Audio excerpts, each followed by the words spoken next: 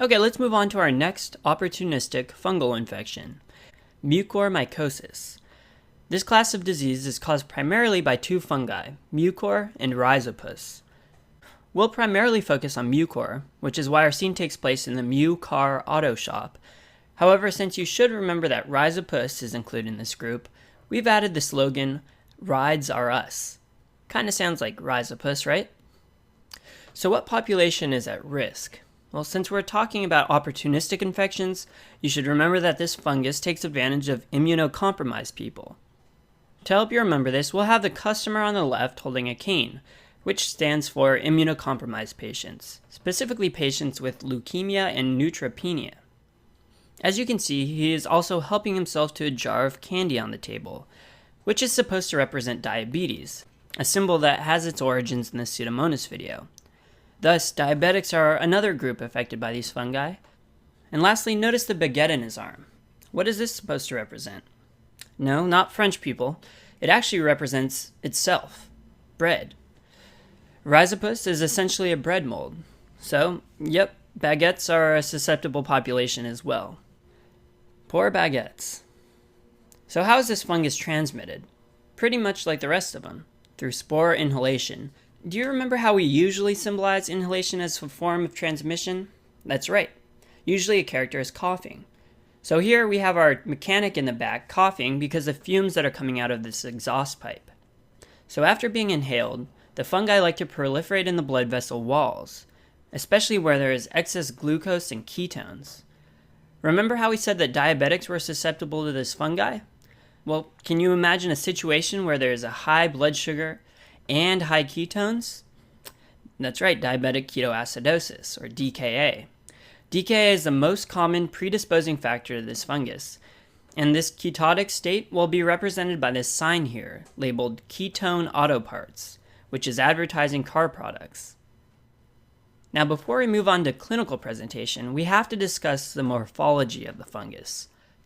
Unlike its counterpart, Aspergillus, the hyphae on this fungus are going to be non-septate and have wide-angle branching.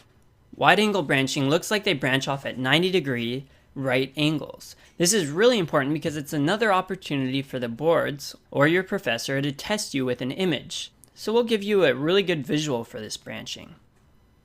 Look at this tire iron that the mechanic's holding, and these that we have pasted on the back of the wall here. Notice how the rods are solid and without any septations and are at 90-degree angles. In fact, this cross-shaped structure is probably the most important test question regarding mucor. So remember these 90-degree branching and that they're non-septate rods. Alright, on to clinical picture. Recall that I mentioned that the fungus likes to proliferate in blood vessels.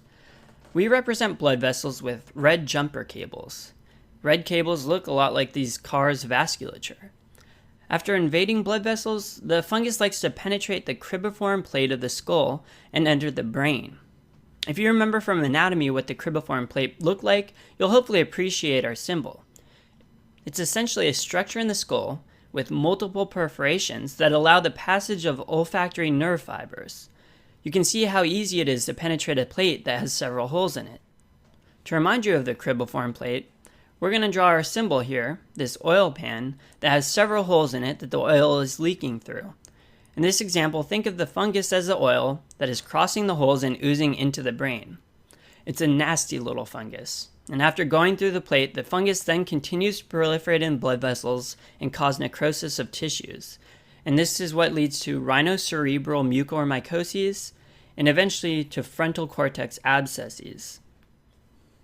So to illustrate what this disease looks like clinically, we'll draw our mechanic under the car with oil dripping onto his face, specifically around the eyes and nose. This necrotic tissue presents as a black eschar on the face and in the nasal cavity. See how he has these dark splotches on his face? The prognosis at this stage isn't good. If you start developing necrosis of your nasal cavity and eyes, because it spreads so quickly through the blood vessels, it likely means that it's already spread deep into the recesses of the brain, causing neurodeficits and death. In fact, most of the pictures you'll see of rhinocerebral mucormycosis, you'll notice that the patient is on a cold steel table rather than a hospital bed.